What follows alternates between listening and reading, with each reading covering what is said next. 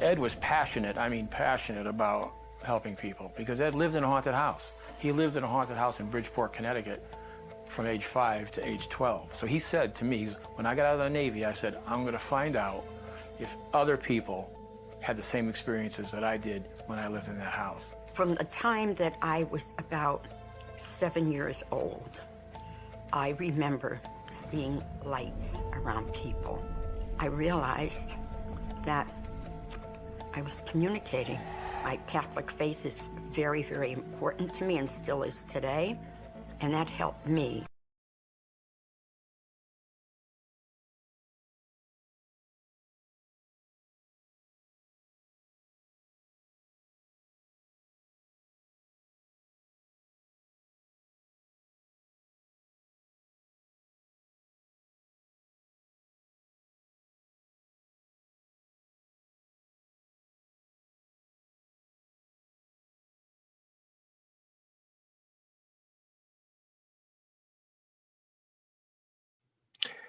Good evening, ladies and gentlemen, and thank you for tuning in to another edition of Seekers of the Supernatural podcast.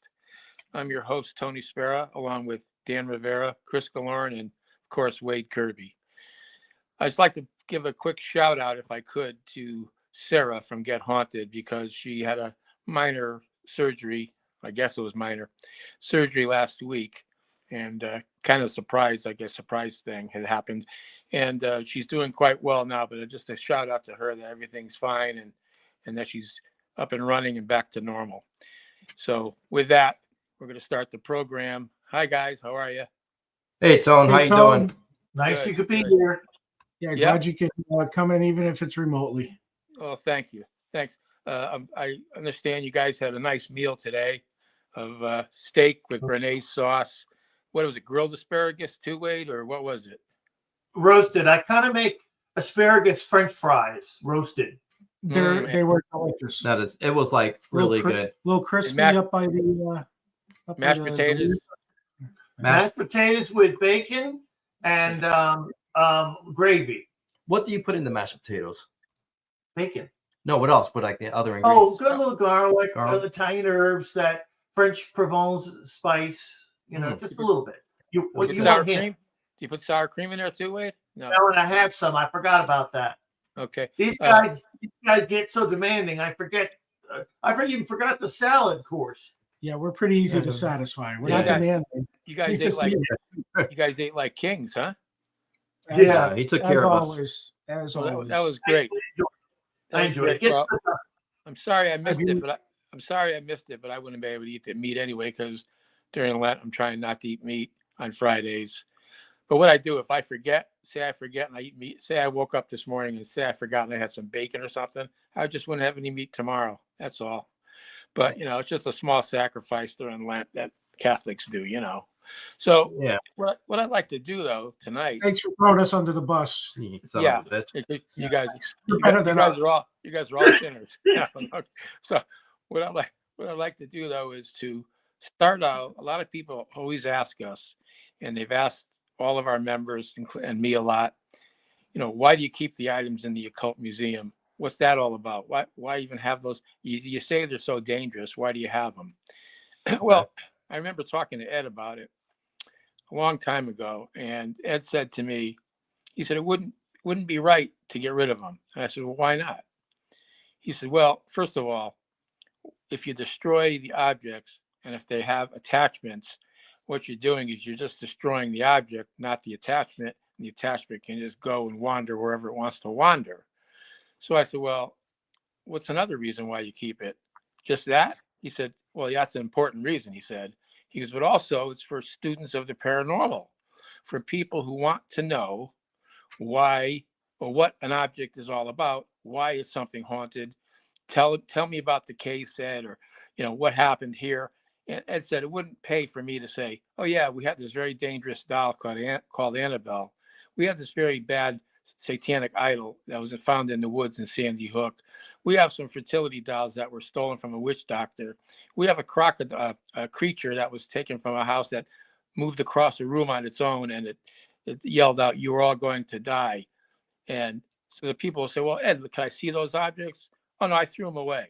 Now, what kind of credibility, he said, would I have by telling them about the objects and never showing them an object? He goes, Right. a picture's worth 1,000 words. And then I went on, I take it a little bit further and I say, a picture's worth 1,000 words. It's like if you went to a modern art museum, say Wade took us to see the Museum of Modern Art in New York City, because Wade knows all about New York City. So we go in and see for ourselves the painting of, say, Monet. If I took a course in modern art and they told me all about Monet and his lilies, his lilacs and his lily paintings and how it was done and what it looks like and what kind of thick brushstroke he used, I still don't have a thing in my mind what it is. You're telling me something, it's like abstract. But then when I walk up to the museum and I look at Monet, it all comes together. Oh, now I see what you're talking about. So that's why we keep those objects, and we keep them in a safe location inside the museum, which is highly alarmed. We have it blessed by a priest. I know there's some naysayers out there that said we never have it blessed. They're full of it. They're full of what makes the grass grow in Texas. You know what I mean? And we do have it blessed by a traditional Catholic priest. And we have it blessed. And he's coming again. And we have a priest coming again in a week or two to do another blessing of the museum. Right. And especially Yep. Right. Father Bob Father did Bob it about a month ago, right? Not even a month ago. Yeah, So yes. we have us blessed and the objects blessed. And so, that's our protection from anything that may be attached to those objects. And I remember the first time I went into the museum with Ed. Ed's a real joker, was a real joker, even probably more so than me at times. I walked into the museum. First time, I only knew Ed for about a week, 2 weeks. And then we went to dinner at Ed Lorraine's house, Judy and I. And I'm there, and he said, "You want to see the museum?" I'm like, "Yeah, of course I want to see it." I heard about it. And I'm standing in the middle of the museum, all the way down the haunted passageway. Ed's saying, "Now make sure you don't touch anything. It's very dangerous. These are the unblessed, the unholy. This is like the opposite of going into a church. Everything in here is dangerous." I'm like, "Yeah, don't worry, Ed. I'm not going to touch anything." So we walk in, and I'm standing like a statue. I don't want to move left or right, And Ed goes like this: "Oh, I'll be back in about 5 minutes. I got to make a phone call upstairs. I forgot." And I looked at him. I said, "Where you going?" He goes, "I'll be right back. Don't touch anything." So he walks out of the museum back into the passageway. I was frozen like a statue. I was so nervous. I didn't want to take a breath. And then like about 25 seconds later, he walks back in laughing like a hyena. He goes, "I just wanted to kid around with you, see what you do." But I'll tell you right now, that was a scary situation, standing alone in an occult museum such as that. It's funny you said that. I don't know if you remember this, but the first time that I came over here with Dan and we ended up helping you out with the what was it called then? Warrenology? Yeah. Right. Yep. Warrenology. Yeah. At the I don't house. know if you remember this, but you did the same thing to me, only you didn't come back 25 seconds later. You were like, "Here." Oh, You were like, "Here, stand here." And I didn't know you were taking me down to the museum. And yeah. you just dropped me off there. He goes, "What you want to do is I'm going to be bringing people down here shortly. Just make sure nobody touches anything." And I think you guys tricked me because I didn't make it that day, and you guys were telling me that you knocked into like the I think the lady of Union Cemetery and yeah. everything. You broke her, and I didn't break her, but that was it. Yeah, that was, that was it. Right. But yeah, you did the same thing, but you left me and didn't come back, and I'm was sorry. That wasn't cool. Hey Tony, but before we got involved with the Warrenologies and with you and Lorraine, I heard a lot of stories from Jimmy Myers as well. Yeah. Jimmy used to come to the house. Yep. And help out here and there. And he was telling me stories about the museum, how he would go down there with Ed, and you as well, I believe, and how he felt, because Jimmy wanted to stay in there past 9 p.m. at night. Right. And I think he actually got into the passageway, but I don't think he was able to stay the whole night. I don't know the whole story on that. Yeah, I think he stayed for like 3 or 4 hours. Okay. I think that's what I heard. I heard he got Yeah. he stayed for a while. For 3 or 4 hours, then he packed it in, which I don't Should- blame we him should, because we it's should have one him- thing it's one thing to be in a group and be somewhere. It's another thing to be alone. So Sure like, is. like if you're in a group of people, say you're in a house and it's dark and you got 20 people with you and a ghost appears. What's going to happen is this: hey, look, a ghost, and yeah, wow, isn't that cool? Wow, a ghost. But if you're alone and it happens, it's a big difference. You're going to be scared out of your mind. So Yeah. that's what happened to me. And when I think we call that Code Brown. What? We call that a Code Brown. Yeah, Code Brown. That's right. So with that, I remember Ed and the idol, the Satanic Idol story.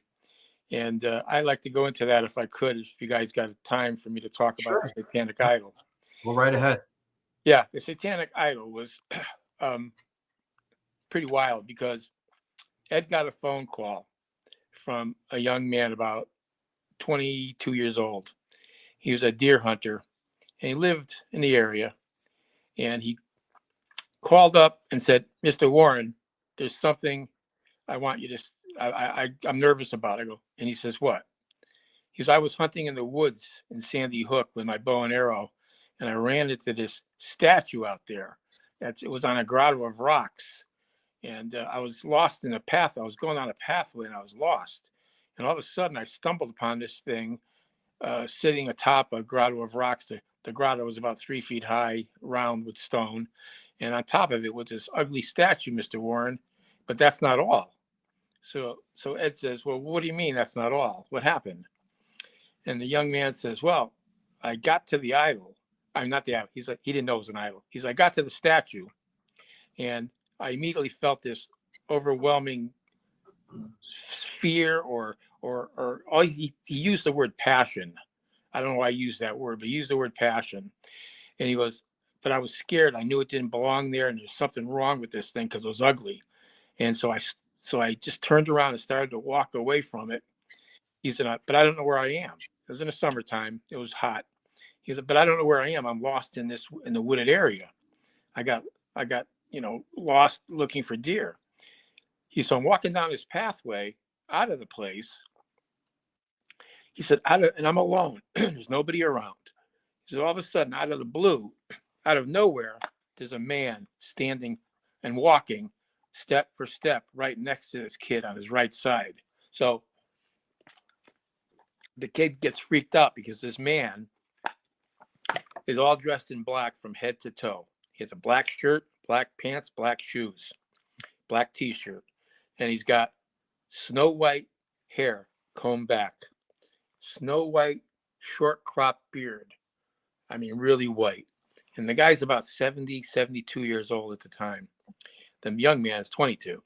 And the man is walking step for step with him without looking at him and without talking, just standing right, stepping right with him, step for step. Now the kid he says to Ed, Mr. Warren, I got so scared that I pulled my arrow out of my quiver. And for a second there, I was going to try to stab the guy in the chest. I was so frightened. So Ed kind of laughed. He said, well, you didn't do that, did you, son? He goes, no, I didn't. But the only thing I could muster to say to the guy was, hey, how do I get out of here? The guy never looked at him, never opened his mouth. All he did is raise his fingers, his right hand, his index finger, and pointed to the right. And then the man just walked off to the right out of the pathway. Now this kid's double timing it to his car. He finds his car. He finds his way out of the woods. He gets to his car. Who's standing near and leaning against the back fender? This guy. The guy's already there. And he's standing by the back fender staring at the kid. This young man is so frightened. He says, I just got to go home now. I just got to go home. He gets in the car, slams the door, puts it in drive, takes off. And he looks in his rearview mirror and the guy's staring at him the whole way back. The whole way as he's driving out of sight, the guy's staring at him, looking at him with a stern look on his face, trying to scare the kid, So this kid gets home, and that's when he called Ed. So now Ed says to the young man, well, son, do you think you could find that statue again? And the kid says, yeah, meet me on such and such a road, Mr. Warren, and I think I can find my way back. So Ed says, okay, I will. So he and Lorraine go there, park the car, get out with the young man and start walking into the woods. And Ed sees this statue, and he stops and he holds the kid back and he goes, I know what that is, Eric. His name was Eric. I know what that was. I know what that is, Eric. That's a satanic worship idol. And I know who that man is that you described. That man is a high priest in a satanic cult, and he's very powerful. And then he says to Eric, but that statue doesn't belong in the woods. I'm going to take it out of here. So Ed and Lorraine both grab the statue and the young man and grab it and put it in the back seat of Ed's car. And Ed reassures the kid that everything's going to be okay. He told the kid, you just go get yourself a blessing by a priest. Don't worry about anything. Everything's okay. Ed drives home. He and Lorraine wrestle this thing out of the car and get it into the museum and put it there. Now, everything was good after that, but that's not the end of the story. Everything was good for 3 days, 2 or 3 days.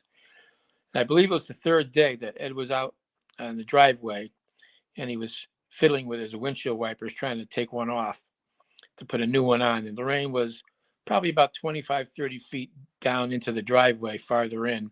She's watering some flowers in her little herb garden there. So she's watering the flowers. Ed glances back at her. She says, honey, we'll go for lunch after we're done here. So Ed says, yeah, no problem. And he goes back to doing his wipers.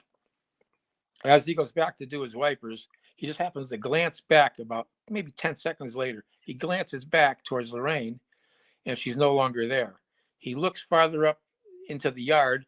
She's on the ground in a fetal position, semi-conscious, and, in the hose on the ground.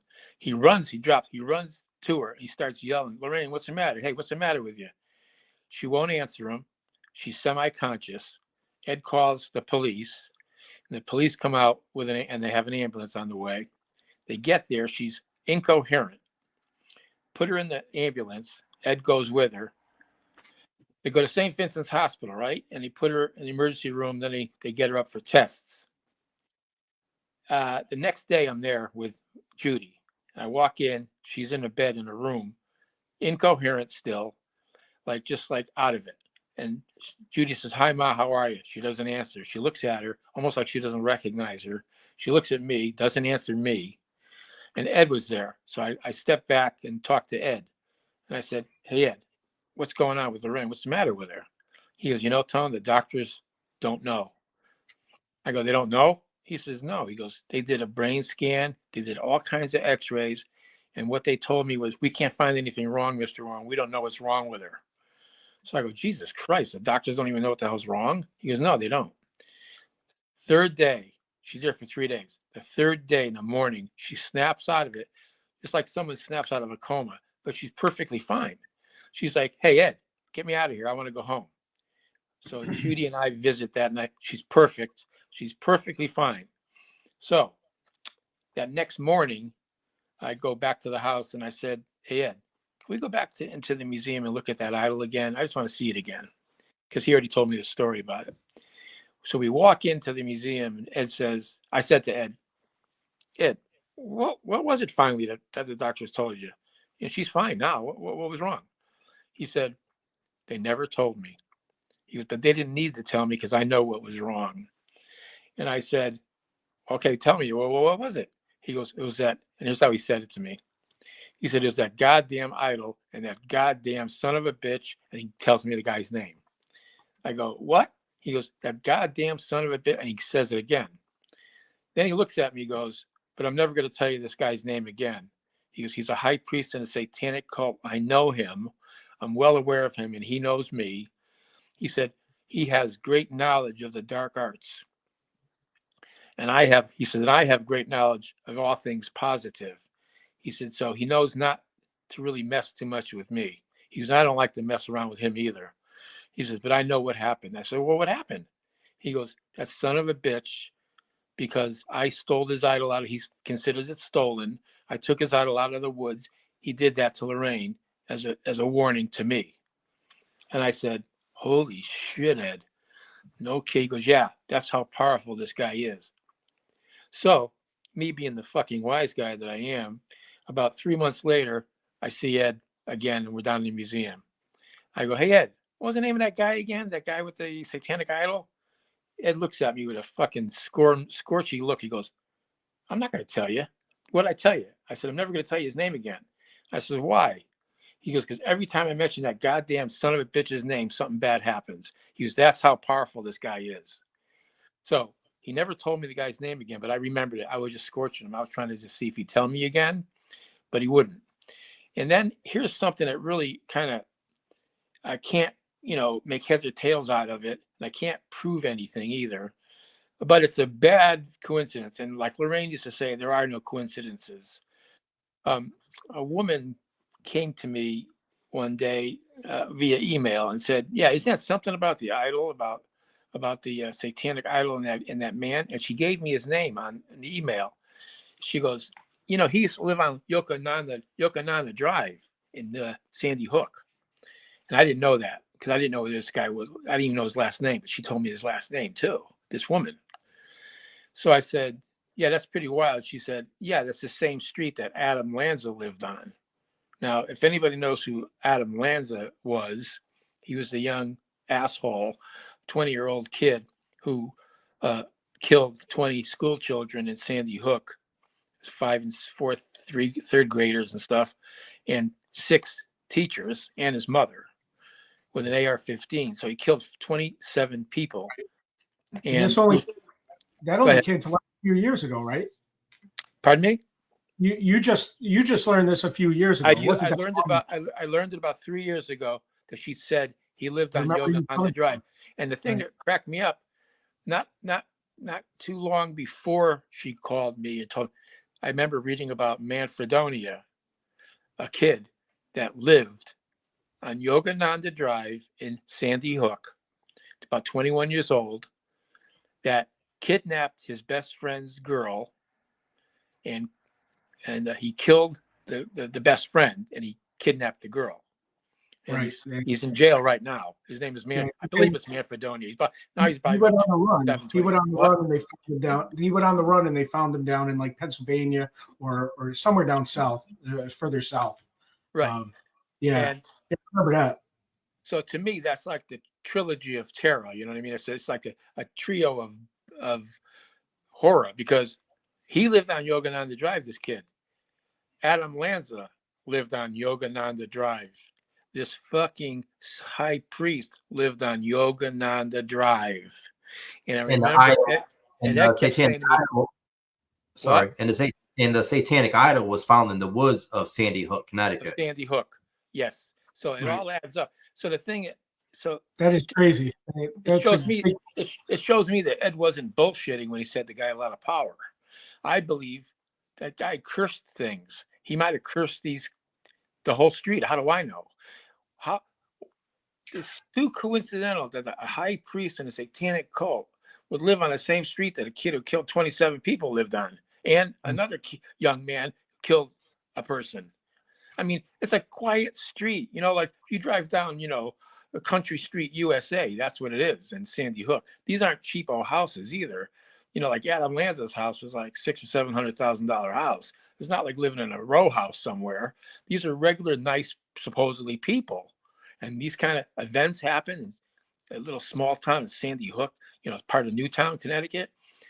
That's the thing that people don't realize, that curses are real, incantations are real, demonic entities are real, devils and demons are real, so are angels, of course.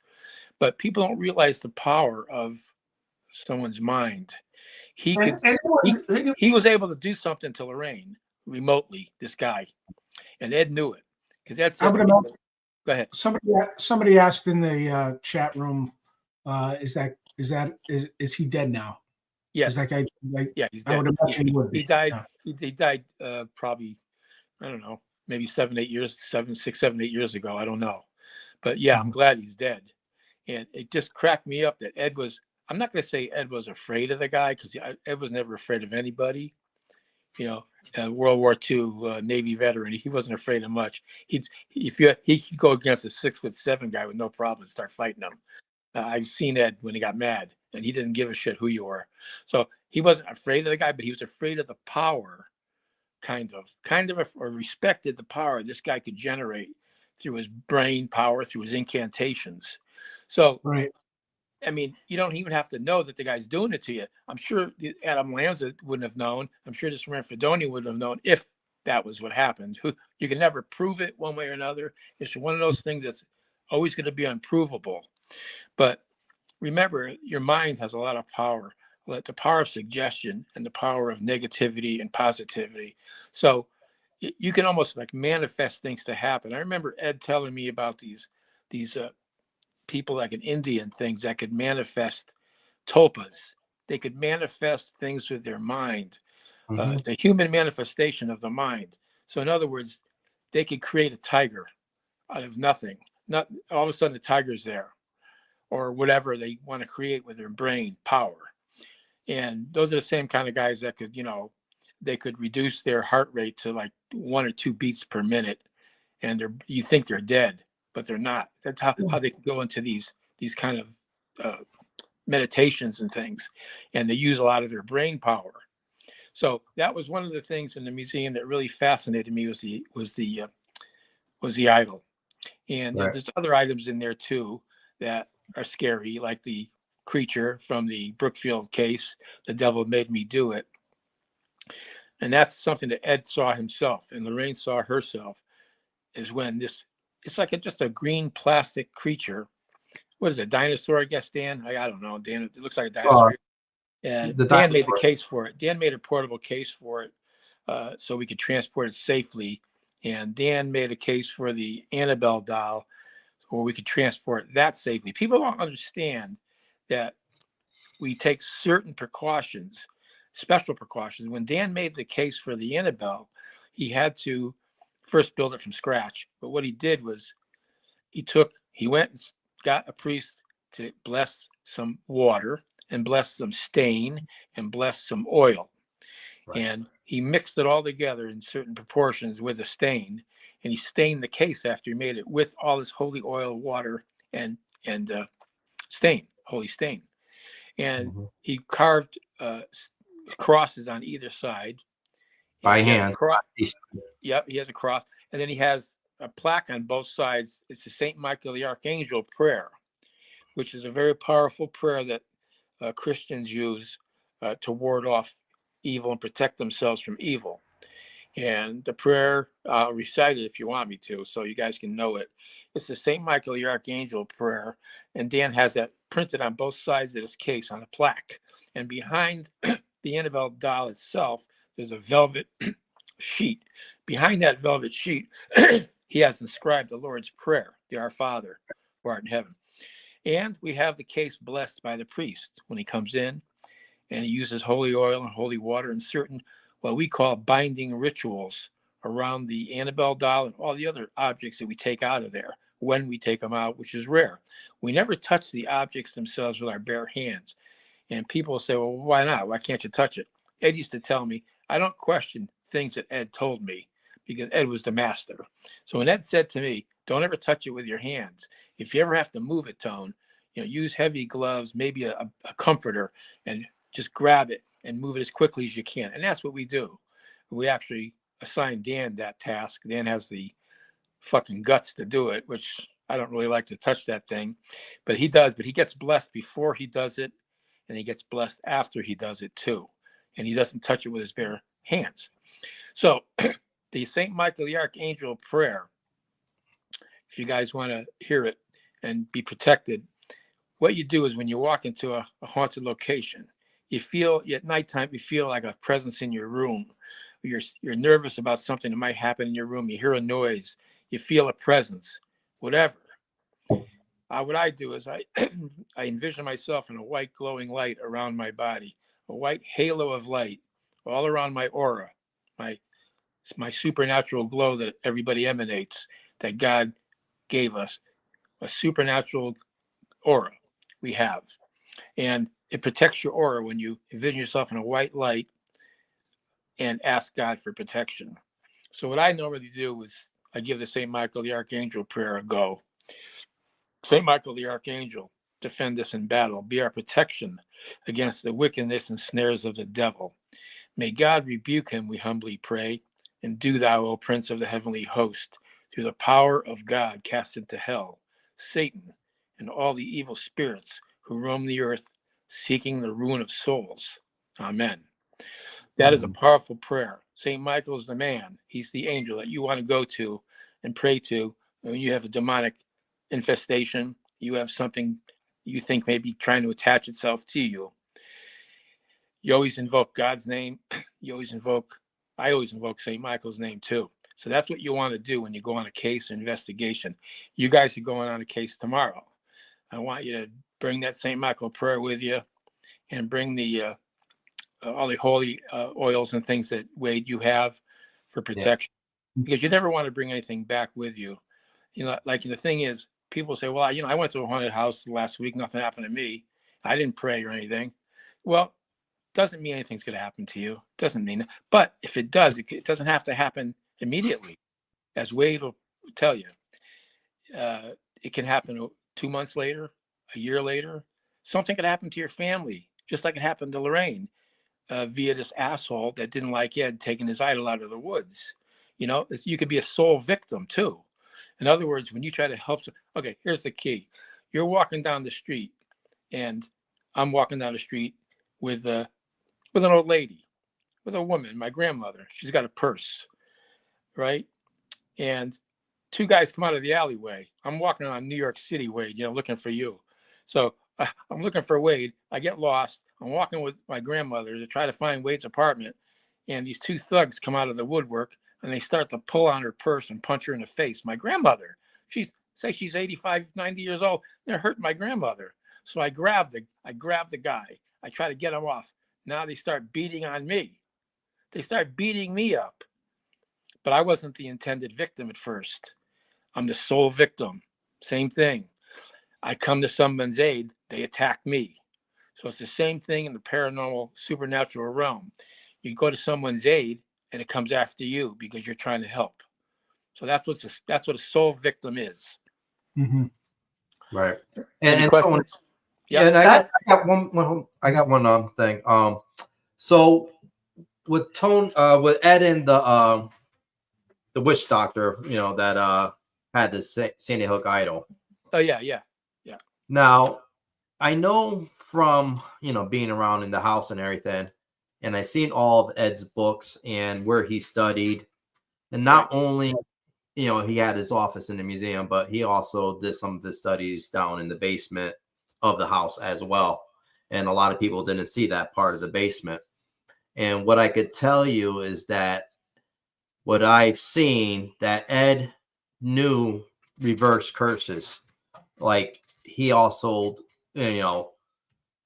would practice the opposite of what that man was doing. Yeah, a good point, because I forgot to say that, and thanks for that. Because Ed said to me when he was describing this man, he goes, because I said, why did he attack Lorraine?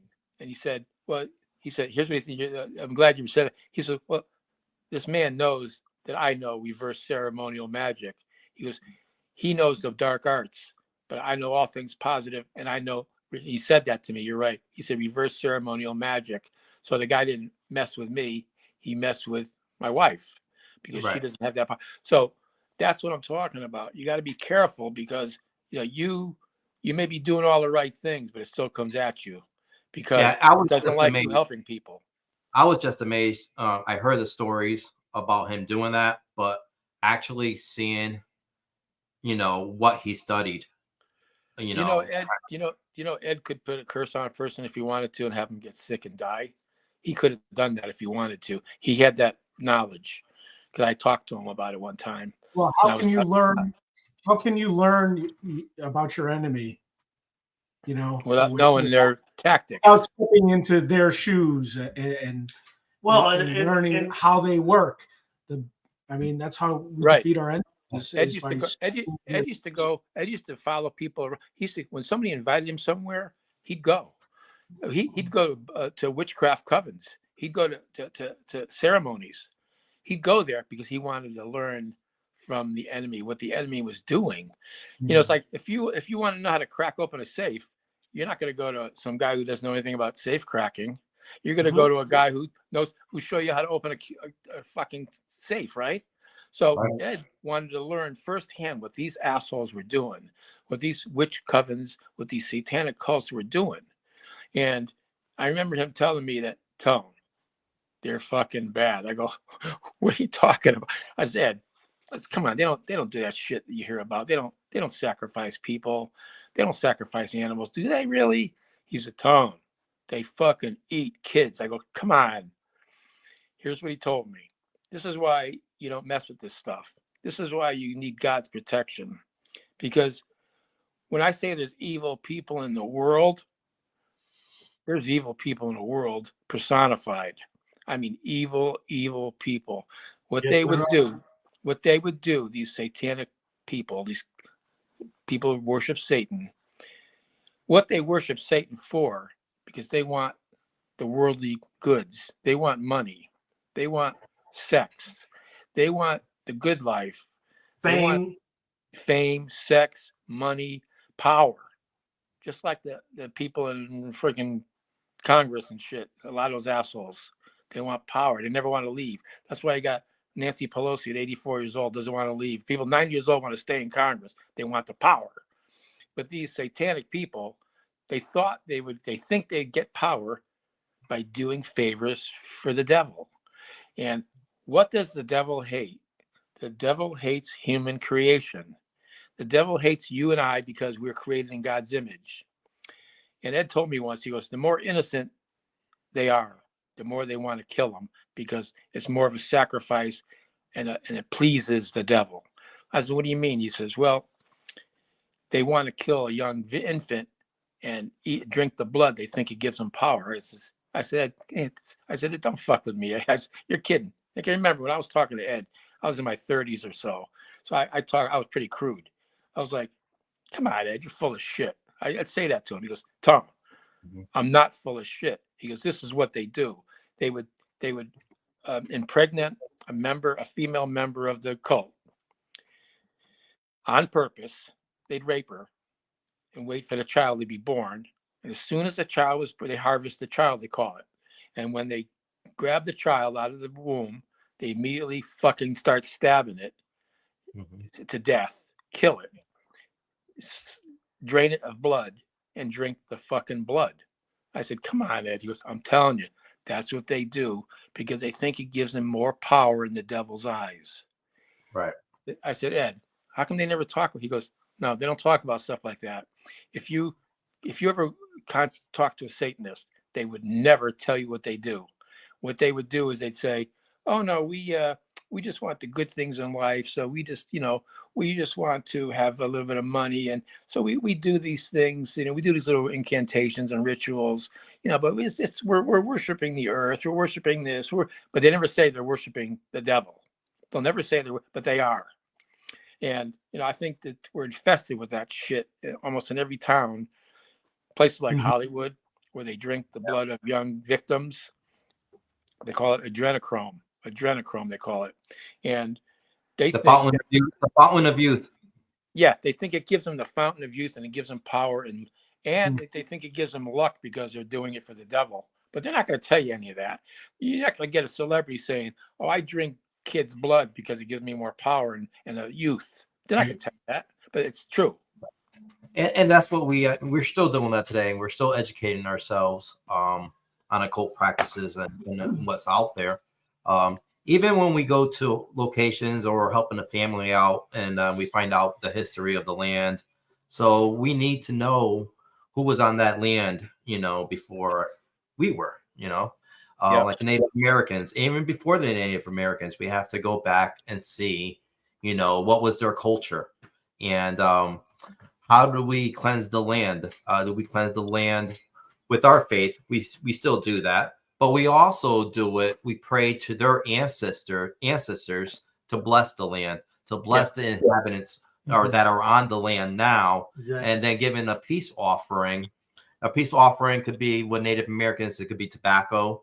It could be metals, and it also could be to have peace with everyone is you break bow and arrow. You break it, and that shows that war is over and it's time for peace. So those are the things that we have to study when we go there, to also, cleanse the house, cleanse the land, and you do it in every aspect of it. Yeah, we can learn a lot from Native Americans. What they call them, they used to call them Indians. Now they call them what do you call them now? Native American. Indigenous people. They were here before. They were here before us. The thing is, they were proud of the land, and are proud of the land. They're proud of nature, spirit. They call it spirit. Everything has a spirit to them. And guess what? They're right. A tree has a spirit. A tree has a consciousness. Animals have a spirit and consciousness. I read a thing that plants. Now you're gonna laugh when I talk to this, but you got to remember, we're all in this together. We're not separate. Plants, like say a tomato plant, you're growing tomato. They know when you're coming from over a mile away. They know when the person who planted that plant. They did this through scientific methods to find out how the plant reacts when they see like the owner of the plant coming down the road. I know it sounds crazy, but there's a difference in I've their. never heard this before. Yeah, there's a difference in their makeup, the way their chemicals or something. I forget exactly what it was because I didn't get deep into it, but they can recognize you who planted the plant. So, and talking to the plant, they respond. Something happens to like a photosynthesis and things of a plant when you talk to it nicely. I'm not kidding. So, hey Tony, yes. Do your plants have a swear jar that you got to put in $1 for every time you swear? Yes. How'd you know that? Yeah, because you owe ours about $75 tonight. So I normally don't swear. I normally don't swear in these programs, I try not to. But now I'm getting like, fuck it. Yeah, let it all out tonight. Would you? Like, fuck these people, you know what I mean? So, and people who don't like us, hey, I don't care. But a lot of people do like us. See, a lot of people do like us. And you know why they don't like the ones who don't like us? Because we're successful. That's all it is. They don't like us. But the people who like us understand our mission.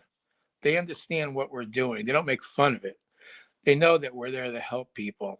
They know that we don't charge for our investigations. You're going to somewhere 2.5 hours away tomorrow. You're not even going to ask them for gas or a cup of coffee. People don't realize. We're already getting coffee. We're getting coffee. I know, but you're not going to get it from them. Yeah, we're getting it from them. I already had this conversation with them. Oh, okay. And they're going to make us coffee. Oh, good. I need coffee. That's all you're going to get from them. You know what I mean? We don't ask for money. If we had to go far, like say that we had to go like 10 hours away, and it costs us a lot of money for gas, we'll say, and they said, "Hey, could we give you gas money?" We'll probably take it, but we're not going to ask them. We won't ask them. Say, "Hey, can we have some gas money?" No, we're not like that. Or we charge $150 up front for consultation. No, we don't. We don't do any of that stuff. We make our money through lectures that we do. We make our money through conventions that we put on, that we host. That's a lot of work. Just ask Chris Galorin.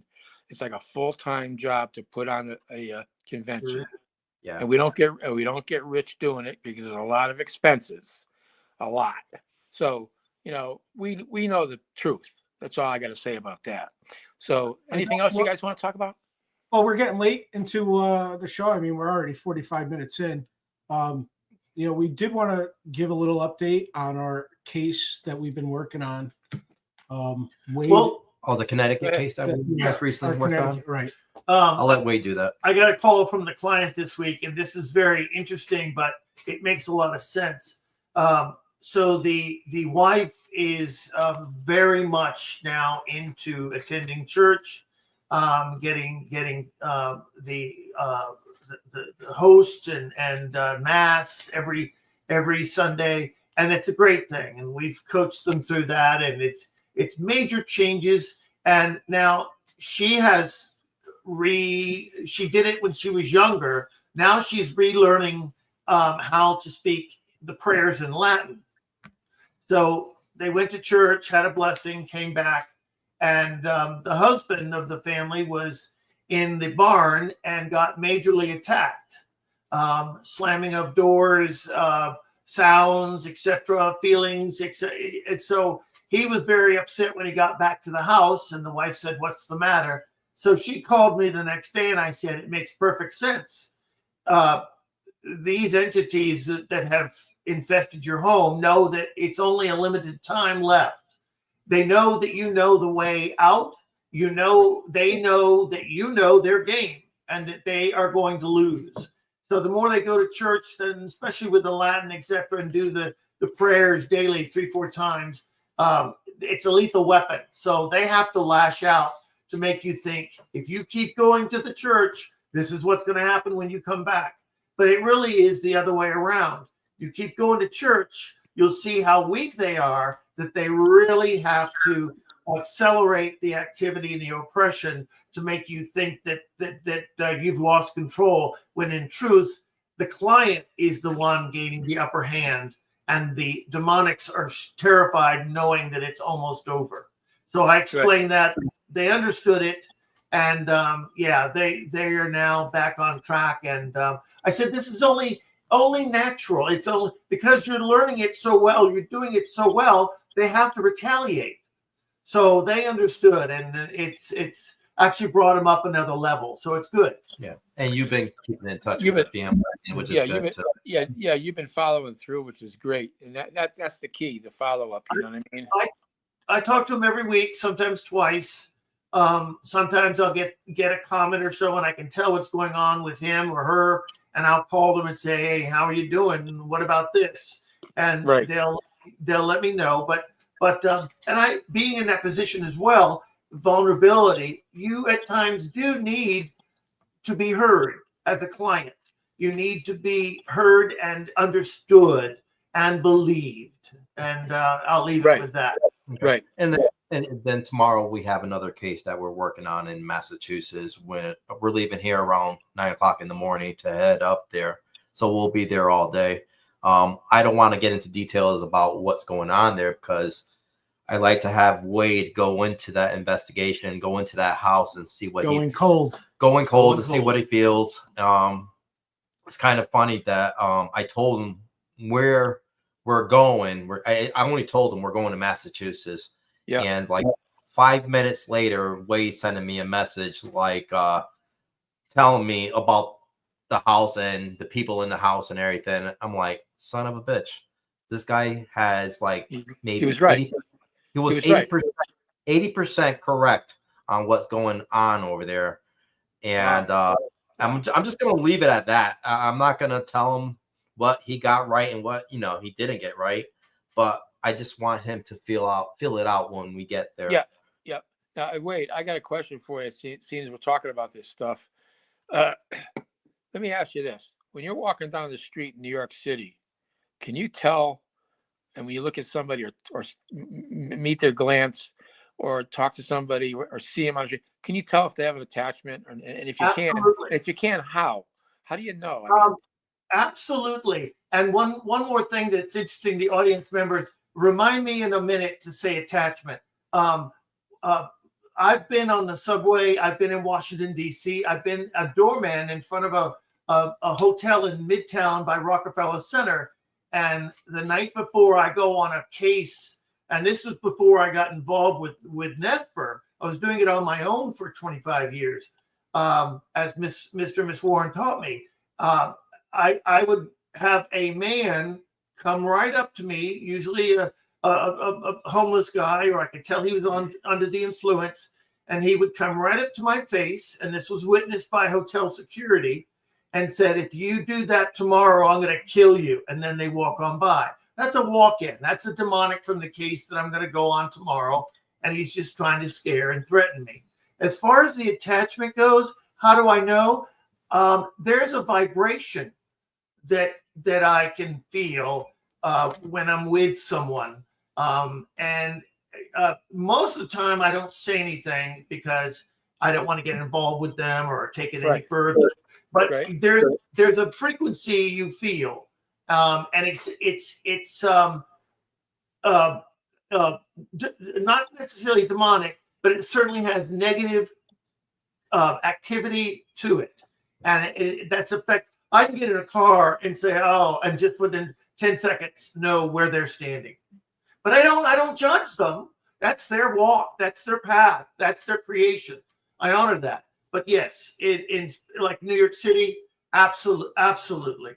Yeah, I remember I was on a case in New York City, and after we worked on that case, somebody got possessed at that location. It was on 8th Avenue in the city, and we were heading back to the train station, and we went into the McDonald's there, and we're just sitting at the table. This was early in the morning, and there's a gentleman, a homeless man, just staring at us, dead stare, not blinking, just staring at us.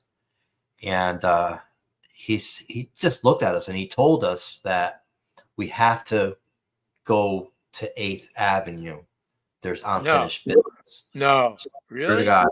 Yes. Yeah, the demonic works in all levels and images. This was about maybe 10 to 12 years ago, maybe a little bit further back.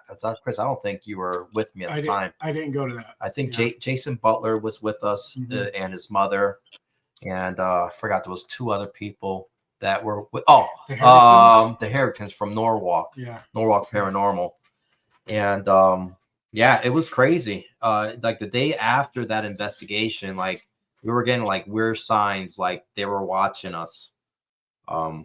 Things that were left in the fronts of our driveways, just warning us about that location. That's crazy. I can tell you tomorrow, Dan. I can tell you tomorrow. The older female, she's at her wit's end. She's frazzled, and she's had it. She's had it with this. Okay. Just leave it at that. Yeah, no, we'll leave it at that. We'll find out when we get there tomorrow. I'm not going to tell you anymore. Yeah. I remember one time going to the front door. And Wade answered the door in the morning, and he looked at me, and I was like just slightly depressed about something. And Wade answered the door. He said, "Hey, you all right?"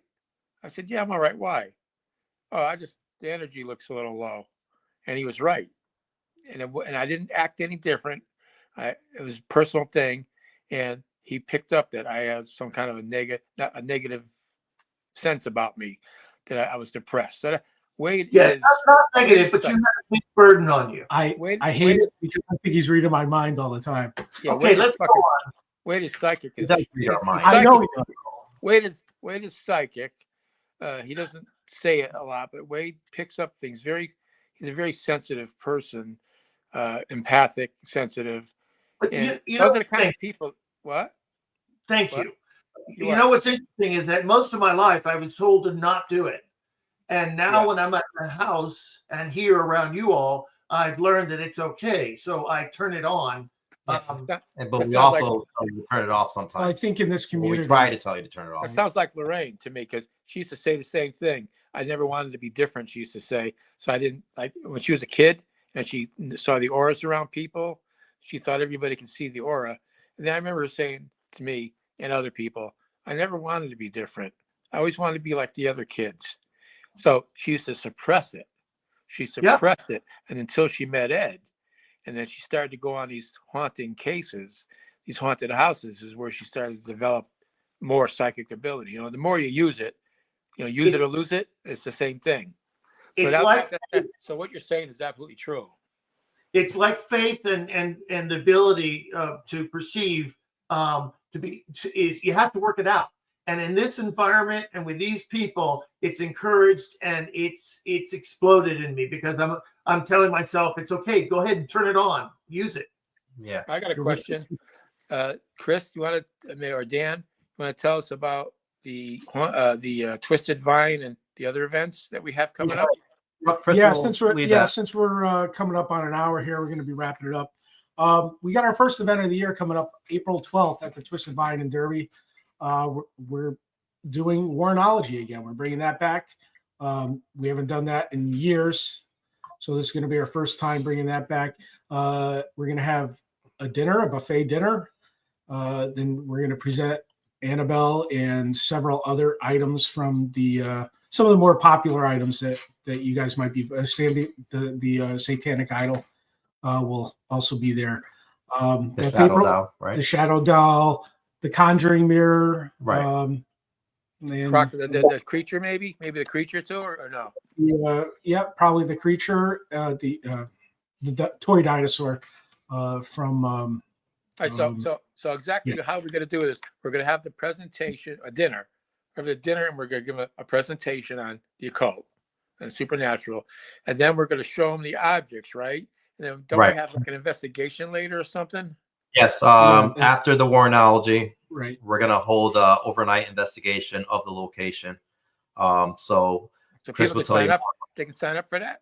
They can sign up for that as well, Tony. We talked about this.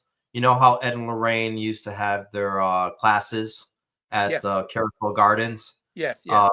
So what I want to do when we talked about this is start up those classes again. We'll probably hold them maybe once a month, but the location will be at the Twisted Vine restaurant, which is a haunted location. We'll do our classes there, and then we'll do an investigation there as well. It's the same as what Ed and Lorraine did at the Carousel Gardens. So we're just picking it up and doing, starting that tradition again and having classes. Right, so how would they get tickets for that? For all that this? we're gonna set up the ticket sales for that soon. I just got to work out the small details, but that's gonna be after we do all of our events here that we're working to share. How about that first event, the Twisted Vine? How are we gonna get tickets for the first one? April 12th. Yeah, just you can go right onto our event site for all our tickets for all our events. WarrensConvention.com. Nice and easy. WarrensConvention.com. Okay. And what other? Okay, so WarrensConvention.com. That's with a plural. Warrens, right? Warrens Convention. Okay. WarrensConvention.com. I'll put the link up on our this there. What's after that? Let's see. Then on May 8th we start our tour. Devil's on the Run tour. Devil on the Run tour. Start on May 8th. The first stop is West Virginia State Penitentiary with Ryan Buell. We'll be there all weekend. Then we're on to New Orleans, May 13th and 14th. And then May 17th, that's the following weekend.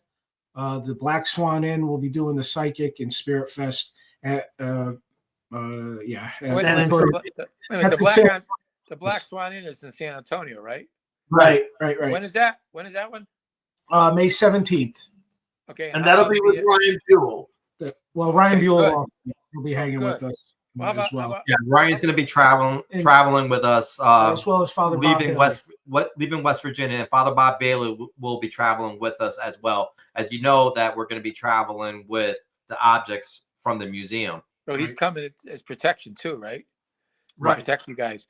Good. Right. So how about the Scare Fest? What's that all about? When is that? Well, thanks for ruining the surprise there, Tony. I'm sorry. We weren't supposed to talk about this? No. We had it all planned out. Yes. No, you're right on schedule. So yeah, we just we didn't even put this up on the website yet. We're doing Scare Fest the weekend of October 17th through 19th, and that's in Lexington, Kentucky. And we're bringing a bunch of museum items, Annabelle, and some of the the usual ones that we have, and then a whole bunch more. Now, this location, this event here at Scarefest is going to be like the Warrens Paracon, kind of like inside this event here. We're talking about the Warrens Paracon on steroids here with this event, and this is a huge event out in Lexington, Kentucky. They've been putting it on now for quite a few years now. Yeah, I think last year they had 30,000 people. Around 30,000 people 35, this year. right. They're looking around 40,000 plus people coming to it. How many days? How many days are we going to be there? We're going to be there the whole weekend. 17th to the 19th of October. Okay. All right. Good. That's great. I like that. I'm gonna go to that for sure. I'm going to that one. Yeah, I'm going to that one. Yeah, for sure. And I don't want to forget because we kind of jumped over it, but October 4th we'll be at the Rock Island Roadhouse Expo. Do you want to put that link up there as well as those? Is that what Get Haunted? Yes. With Sarah, Rob and Sarah. Later. Rob and Sarah, right? Yes. Right. And this is our site here, the WarrensConvention.com site. Let's see. There's the Warrenology, West Virginia, New Orleans, the Psychic Fest, and then in October 4th, the Rock Island Roadhouse Expo. I And can't say what is that going to be about? What is that one about? I don't know too much about the Rock Island one. What's that about? That's a mixture of paranormal, cryptic, you name it. It's a mix. It's a great Paracon. I call it a Paracon. They're calling it an expo. It's just a mixture of celebrities, local paranormal groups. It's just collaboration, sharing knowledge in the paranormal field. Okay, good. All right, Almost so let me ask you Go ahead. this: Is this podcast we're doing now? It goes on YouTube, right? It's on YouTube right now. All right, so it's the official Ed and Lorraine Warren YouTube page. It's Correct. and it's got the NESPR logo. So that's how you know you're on the right page. Just look up official Ed and Lorraine Warren page if you want to see the whole podcast later on or something. And And also, it could be on Facebook too, right? On Facebook. It's on Facebook. Like and subscribe. Yeah, right. I gotta start saying that. We never say it. So if you go to the YouTube channel, the official Ed and Lorraine Warren channel, please subscribe to it, and you'll get all the updates when we're coming on live or a new video uploaded. can't they You know also what? go to Secrets of the Supernatural What? on Facebook? Can't they also go to Secrets of the Supernatural on YouTube? we don't have. No, not Secret Supernatural. They're going to go on the official Ed and Lorraine Warren website. So the thing is, there's a lot of TV shows from Ed and Lorraine Warren on there, and me, and a lot of interviews and things like that, and cases. So it's a good place to go. So and all of our podcasts, right, are on there too. Wade's helping. I thought we were under Secrets of the Supernatural on YouTube. No, Secrets of the Supernatural It's is the name on of the podcast they're on. That's on Instagram. He thinks of the Instagram page, maybe. I don't have Instagram, No. No, he doesn't have Instagram. You just have Facebook. Facebook, and YouTube. Before we go, let's talk a little bit about UFOs too, because people like to talk about UFOs. Before Let's we go, Bring it on. What do you got for us, ladies and Tony? gentlemen, I'm here to tell you right now that UFOs are real, that aliens are real, and what I don't like though is when I read some of these things that people say, "Oh, aliens created religion for us so we'd be more comfortable. Aliens created us." No, that's all bullshit. I believe in aliens. I believe in UFOs, but God created UFOs and aliens. Anything you're looking at today, God created. So when people say, well, that'll blow up religion, I've heard them say that too. That'll blow everybody's mind about religion. And if there's aliens, why? You ever see some of the creatures in the ocean? How funny they look? You ever see a duck-billed platypus? You ever see an anteater? God had a sense of humor too. I mean, he made animals, millions of them, species. Why didn't he make? You think on this vast universe that nobody can even fucking measure, that there's no other life out there? God created it. In the beginning of the Bible, open it up. It says, in the beginning, God created the heavens and the earth. It doesn't say God created the heavens and the earth and there's only people on earth. It never says that anywhere in the Bible. It says he created the heavens and the earth. That means everything that's there, he created. So if there's an alien there, he created it. That's what I want people to know. Tony, Yes. do you think that on other alien life planet they've had the spirit of Jesus Christ come under a different name? I don't know. Good Going question. to their planet? Here's what I want to know. If you ever watch some of these, there's about 8 billion interviews of people who've said they've encountered aliens, know all about aliens, know all about the Pleiades and the reptilians and all these other ones. Why don't they? And they say we captured one, we interviewed one. Well, my first question, if I was able to talk to an alien, would be, who created you? Did God create you? And see their answer. And see what's their answer to that. Did God create you? And a lot of people say they're humans from another era. And I say, are you human from another era? How come not asking those questions? Who created you? Do you worship a creator? Nobody asked that question. And do we? And then how about what do you eat? What do you eat for? How do you eat? How do you live? Do you sleep? Do you breathe? Do you dream? They don't ask these fucking questions. They don't. They got all these other answers. but they can't answer a basic question like, do they believe in God, or how were they created? So I don't know. Something's wrong when we got all these experts, but they don't ask that question. Well, I think this will be like a subject for our next podcast, and we could get a little bit deeper into it, Tone. I'm going to research it some more and come up with some questions. Yeah, let's know why there's no answers podcast. Right. Let's make this the next podcast. We'll have a special guest on that probably could help us. Who's an expert? Yeah. Yes. Right. Another thing is, go ahead. Well, you know who I had the honor of getting three of my questions last night on a podcast? Travis Walton. What? Last night I had the honor of watching a Get Haunted podcast, and Travis Walton was on, and he took three of my questions. Yeah. I was delighted. What were your questions? He was on the craft for 5 days, right? Mostly unconscious. I said, did you ever recall eating any food, or did they give it to you intravenously?